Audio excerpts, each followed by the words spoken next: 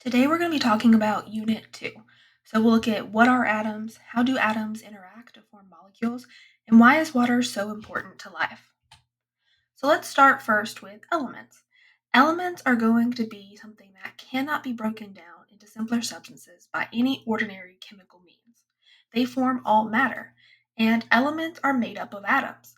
Some of the most common elements that are in, say, the human body are carbon, hydrogen, oxygen, and nitrogen. That actually makes up about 96% of human body weight. Now, atoms are the smallest unit of an element that retain the chemical and physical properties of that element. Atoms themselves, they're composed of subatomic particles. They include neutrons, protons, and electrons.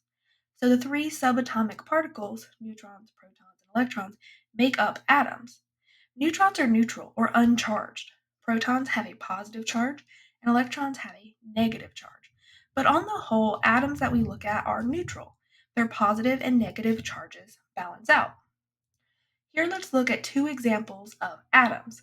We have a hydrogen atom on the left and a helium atom on the right. The hydrogen atom is quite small. It has one proton and one electron.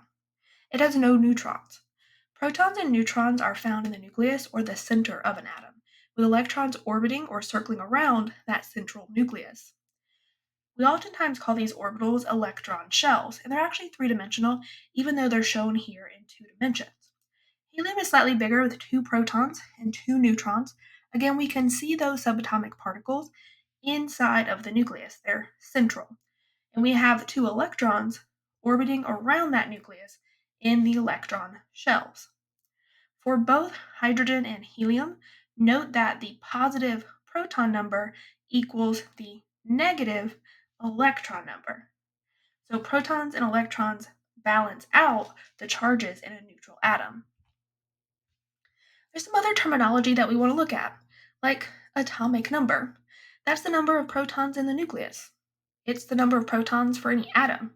So atomic number is the same thing as number of protons. So if a hydrogen atom has one proton, it has 1 for its atomic number. This is a really important number. It defines each element.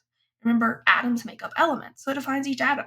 If you change the number of protons in an atom, not only are you probably doing some type of fusion or fission reaction, so that's going to be very difficult, but you're looking at a different atom. So carbon has 6 protons and oxygen has 8. That is pivotal for their definition. It defines each element.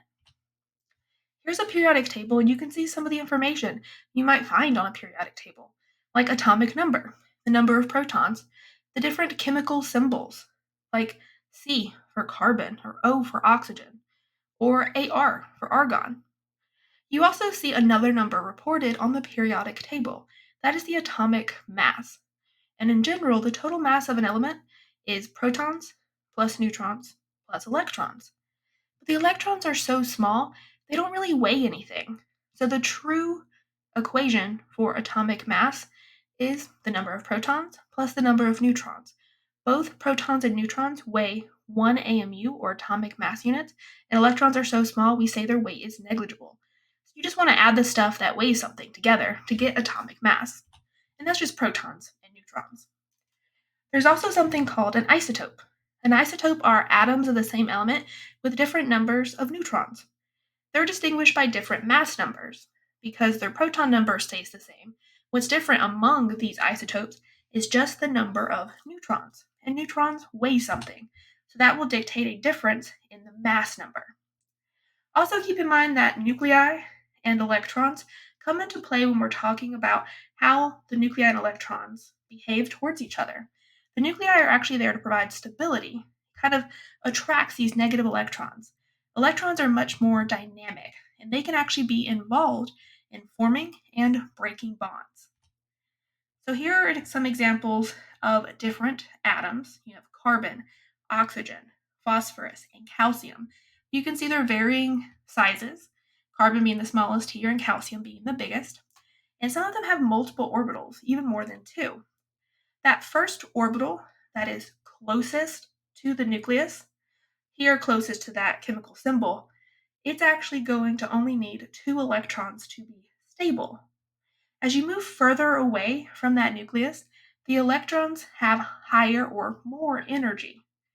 And it's really only that outermost shell, the outermost circle or orbital, that we're going to look at when it comes to chemical bonding. So when it comes to chemical bonding, we look at the outermost shell, and except for that first orbital, all of those outermost shells would like at least 8 electrons.